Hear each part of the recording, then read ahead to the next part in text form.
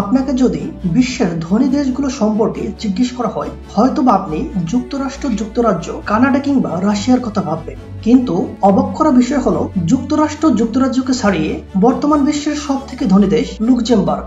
বর্তমান বিশ্বের এই উন্নত দেশটি এখনো হয়তো অনেকের অজানা। অনেকেই হয়তো ইতিপূর্বে এই দেশটির নামও শুনেনি। চলুন জেনে আসি এই রহস্যময় লুক্সেমবার্গ সম্পর্কে। লুক্সেমবার্গ ইউরোপের সব থেকে ছোট এবং বিশ্বের অন্যতম ধনী দেশ। পাহাড়, ছোট নদী আর বনাঞ্চল নিয়ে ইউরোপের অন্যতম সুন্দর দেশ লুক্সেমবার্গ, যাকে ইউরোপের রাজধানীও বলা হয়। লুক্সেমবার্গের অর্থনীতি পূর্বে ইস্পাত এবং শিল্প খাতের উপর নির্ভরশীল হলেও বর্তমানে ব্যাংকিং খাতের উপর নির্ভরশীল। বিশ্বের ধনী এবং ছোট এই দেশটির বুকে রয়েছে 140টির মতো ব্যাংক। অনেকের মতে লুক্সেমবার্গ ইউরোপের অর্থনৈতিক রাজধানীর দেশ, আবার অনেকের মতে দুর্গ আর ব্যাংকের দেশ লুক্সেমবার্গ। 2586 বর্গ কিলোমিটার আয়তন বিশিষ্ট এই দেশটির উত্তর ও পশ্চিমে বেলজিয়াম, দক্ষিণে ফ্রান্স এবং পূর্বে জার্মানি অবস্থিত। এই দেশটির রাজধানীর নাম লুক্সেমবার্গ সিটি। জার্মানি, বেলজিয়াম ও ফ্রান্সের সীমানায় অবস্থিত হওয়ায় লুক্সেমবার্গের মানুষজন সাধারণত 3টি ভাষায় কথা বলে: জার্মান, ফ্রেঞ্চ ও লুক্সেমবুর্গিশ। জিডিপির উপর ভিত্তি করে IMF চলতি বছরের ফেব্রুয়ারিতে বিশ্বের শীর্ষ 10টি ধনী দেশের তালিকা প্রকাশ করে। এর মধ্যে লুক্সেমবার্গ শীর্ষে অবস্থান করে। দেশটির জনগণের মাথাপিছু আয় 1,40,332 মার্কিন ডলার, যা বাংলাদেশি টাকায় প্রায় 1,54,00,000 টাকা। আয়তনের দিক থেকে বিশ্বের 28তম ক্ষুদ্র দেশ লুক্সেমবার্গ। এই দেশটির জনসংখ্যা মাত্র 6,13,000। ধর্মের ভিত্তিতে দেশটির 73% খ্রিস্টান, 23% মানুষ কোনো ধর্মে বিশ্বাস করে না, 3% মুসলিম এবং 13% বৌদ্ধ ধর্মের অনুসারী। লুক্সেমবার্গ শহরে অবস্থিত অ্যাডলফ সেতু, যা পর্যটকদের মূল আকর্ষণ। দেশটিতে 21 মিটার স্মৃতিস্তম্ভের উপর রয়েছে স্বর্ণে মোড়ানো গোল্ডেন লেডি ভাস্কর্য।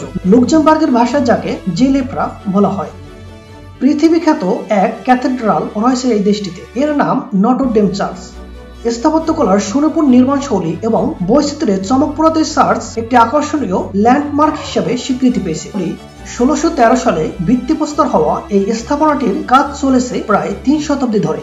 এর নির্মাণ কাজ শেষ হয়েছিল 1938 সালে, তাই এটিকে প্রথম বিশ্বযুদ্ধের স্মৃতিস্মারক বলা হয়।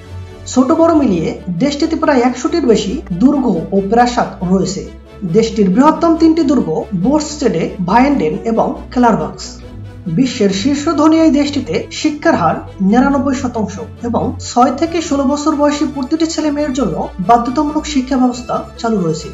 লুক্সেমবার্গ বিশ্ববিদ্যালয় বিশ্বের 414টি নতুন বিশ্ববিদ্যালয়ের মধ্যে 12তম এবং সহস্রাব্দ বিশ্ববিদ্যালয়গুলোর মধ্যে 4র্থ স্থান অর্জন করে।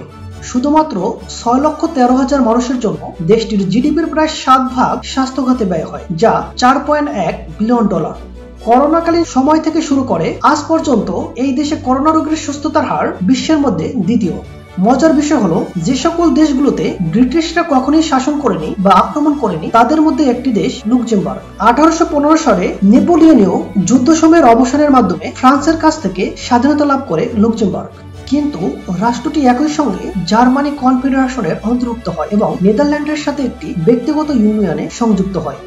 ব্যক্তিগত ইউনিয়ন হচ্ছে এমন একটি শাসন ব্যবস্থা যেখানে দুটি রাষ্ট্রের শাসন ব্যবস্থা পৃথক, কিন্তু রাষ্ট্র দুটির রাষ্ট্রপ্রধান একই থাকবে। এই সিস্টেম অনুযায়ী নেদারল্যান্ডের রাজা লুক্সেমবার্গের ডিউক হিসাবে দায়িত্ব পালন করে। অবশ্য 1866 সালে জার্মান কনফেডারেশন বিলুপ্ত হওয়ার পরে 1890 সালে নেদারল্যান্ডস ও লুক্সেমবার্গের মধ্যবর্তী ব্যক্তিগত ইউনিয়নের অবসান ঘটে। এর মধ্য দিয়ে লুক্সেমবার্গ একটি পূর্ণাঙ্গ স্বাধীন রাষ্ট্রে পরিণত হয়। প্রথম বিশ্বযুদ্ধ চলাকালে জার্মানি লুক্সেমবার্গ দখল করে।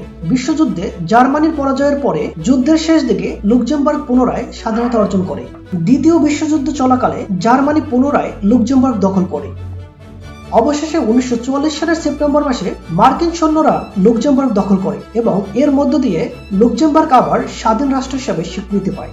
এরপর থেকে শতাব্দী বছর পর আজ বিশ্বের বুকে লুক্সেমবার্গ একমাত্র ধনী দেশ। দেশটির জনসাধারণের জন্য রয়েছে বিনামূল্যে গণপরিবহন সেবা ও চাকরি হারানো জনগণদের জন্য ভাতার ব্যবস্থা। প্রকৃতির অপরন্ত সৌন্দর্যে মনোমুগ্ধকর এই ছোট দেশটি যেন কোনো চিত্রকারের রং তুলিতে আঁকা জীবন্ত এক ছবি। বিদায় নিচ্ছি আজকের ভিডিও থেকে। দেখা হবে নতুন কোনো ইনফরমেটিভ ভিডিওতে। ভিডিওটি ভালো লাগলে অবশ্যই লাইক করুন এবং কমেন্ট বক্সে জানিয়ে দিন আপনার গুরুত্বপূর্ণ মতামত। এরকম আরো ইনফরমেটিভ ভিডিও পেতে চ্যানেলটি সাবস্ক্রাইব করে যুক্ত থাকুন আমাদের সাথে।